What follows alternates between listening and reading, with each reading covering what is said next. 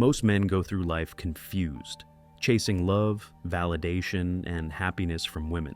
But what they usually get in return? Heartbreak, confusion, or worse, feeling trapped in something they can't escape. But 200 years ago, one man saw through it all. Arthur Schopenhauer, a philosopher who pulled the curtain back and exposed the raw truth about female nature. And let me tell you, these truths are brutal, so brutal that most men still can't accept them. But once you do, everything changes. So listen carefully, because what you're about to hear isn't just controversial. It's the truth most men will never be told. Let's start with love. We're taught to believe it's magical, that it's fate, that she's the one. But Schopenhauer didn't buy into fairy tales.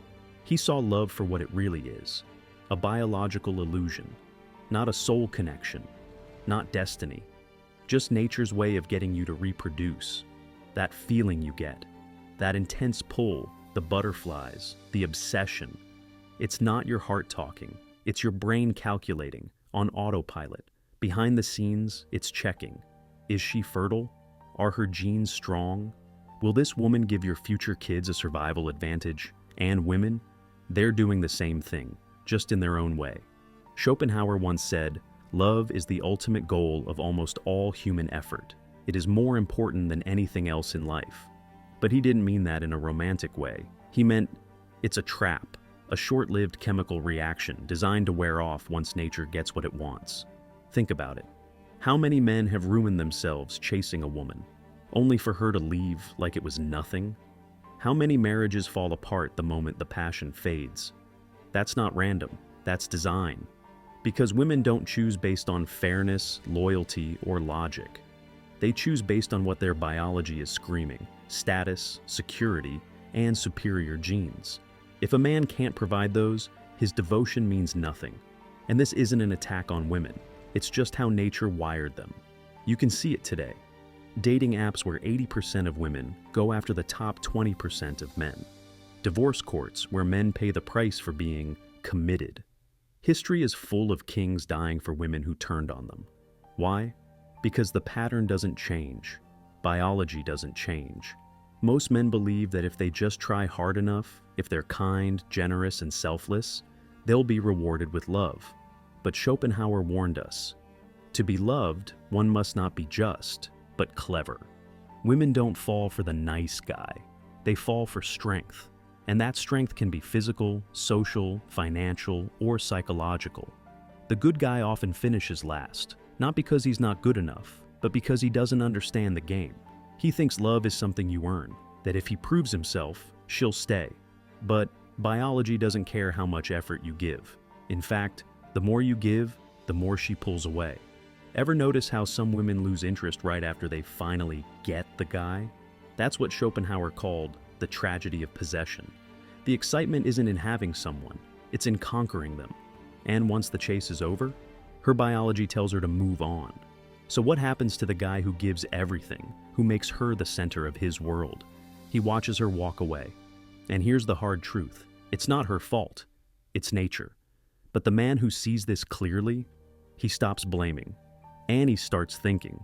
Schopenhauer's lesson isn't about hating women. It's about understanding them. He saw love not as a fantasy, but as a negotiation. And in any negotiation, the one with less power always loses. But we're just getting started, because the next truth, it hits even harder. See, most modern men are being outplayed without even realizing it. They're following society's rules. But those rules are a lie. Stick around, because in the next section, we break down how attraction really works, and why most men are set up to lose from the start. Let's get real. Modern men are being lied to from the moment they hit puberty. Society tells you, be kind, be open, be vulnerable. That's what women want. But biology? It plays by a whole different set of rules. Schopenhauer saw it long ago. Attraction isn't fair. It's not logical. And it's definitely not in your favor if you don't understand the game. Here's the brutal truth. Women have the leverage, not because they're evil or manipulative, but because nature designed them to have it. From the moment they mature, women are biologically positioned to select, while men have to compete. Their value peaks early, youth, and beauty.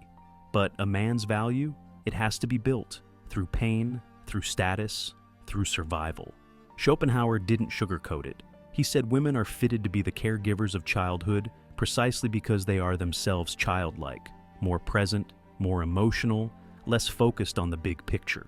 That sounds offensive today, but it was his way of pointing out a deep evolutionary difference. He wasn't insulting women. He was showing how nature crafted their strengths. Fast forward to today, and those instincts haven't gone anywhere. In fact, they've been amplified. Social media turned female attention into a global economy, one where the average man works overtime for a few digital crumbs of validation, while she gets endless offers just for existing. You see it every day. The guy who buys her dinner, helps her move, listens to her problems, only to get ghosted the moment a higher status man slides into her DMs. And why? Because he bought into the lie that being a good guy is enough. Schopenhauer warned about this before Tinder even existed. He said women are conditioned by nature to offer love conditionally, not out of cruelty, but survival. They love based on what you provide. The moment you stop bringing value, that love fades, not because she's heartless, but because her instincts are wired to find the best possible mate. And if that's no longer you, she moves on. Modern society, it celebrates this. It tells women they should always do what's best for them, and the man left behind, he's told to try harder next time. This is where Schopenhauer drew a brutal line. He said there are only two types of men, the ones who serve and the ones who are served. The beta male works himself into the ground trying to prove he's enough. The alpha doesn't prove anything, he just is. One begs for love, the other makes love chase him. You see it in real life all the time.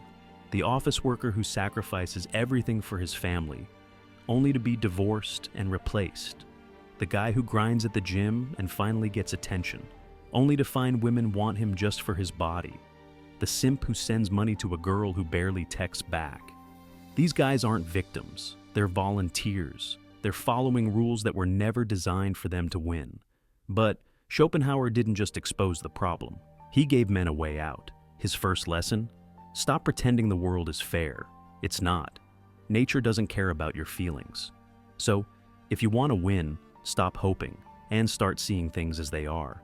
Because here's the final twist. This whole game, it's only rigged if you play it by the old rules. And most men do.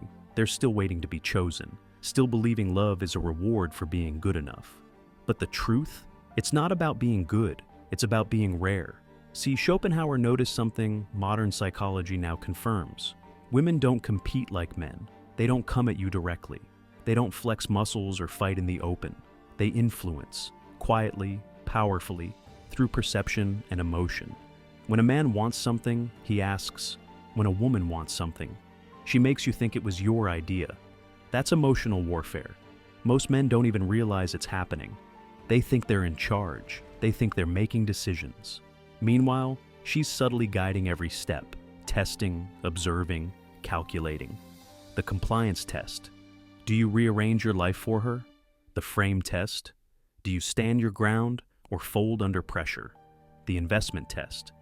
Do you chase more than she does? Fail those, and she doesn't respect you. She doesn't even see you. Schopenhauer said women have an instinctive talent for deception, not as a fault, but as an evolutionary trait. In a world where strength didn't protect them, emotional intelligence had to. So, what happens? The man who doesn't know this keeps chasing attention, thinking it means she's interested. But the reality, she's most drawn to the man who doesn't need her. And the moment you make her your purpose, she loses respect for you. Every interaction becomes a power test. She cries to shift blame. She withholds affection to control. She flirts with others to test your confidence. And if you fall for it, she owns you. Schopenhauer called it the tyranny of the weak, when the weaker party gains control through perceived vulnerability. But once you see it, you can't unsee it. And from there, everything changes. Here's the part most men never reach, the part that frees you. Once you realize that female behavior isn't personal, it's biological, you stop taking it to heart. You stop chasing, you stop begging, and instead, you build. Because Schopenhauer's most powerful insight wasn't about women, it was about you. He said, The most dangerous lies aren't the ones others tell us. They're the ones we tell ourselves. And the biggest lie men tell? That happiness comes from female approval. That once you get the girl, everything will make sense. You'll feel complete. But let me ask you, has that ever been true?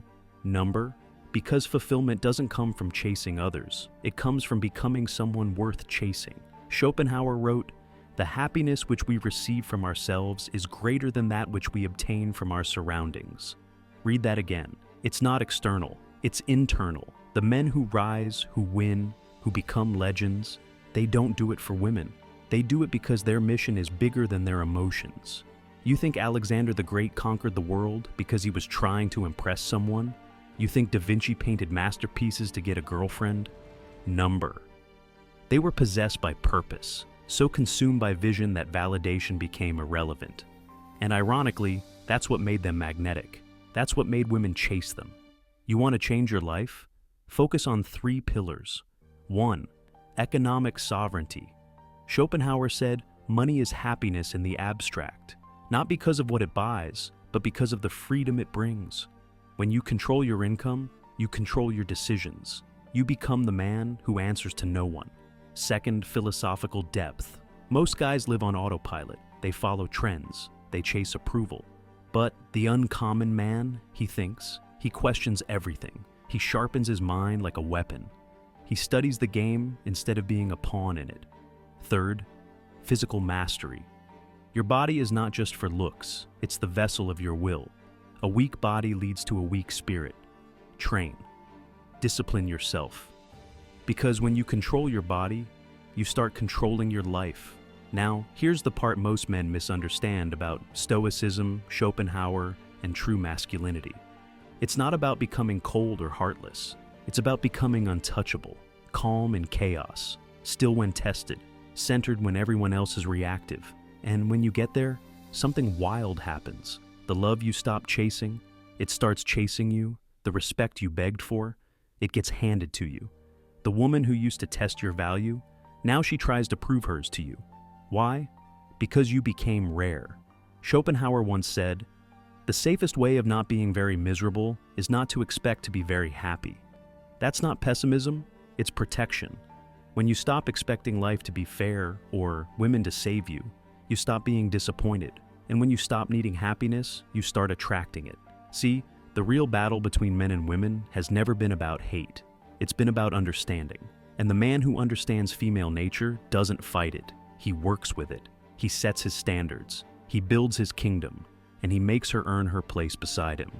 Let the others chase. Let them whine about fairness and romance. You walk away from the game. And suddenly, you start winning it. Final thought, Schopenhauer said, "We forfeit 3/4 of ourselves to be like other people." That ends today. You don't need to fit in. You don't need to beg. And you sure as hell don't need to prove yourself to anyone. You need to become yourself, fully, unapologetically, relentlessly. Because once you do, the game doesn't matter. You are the game.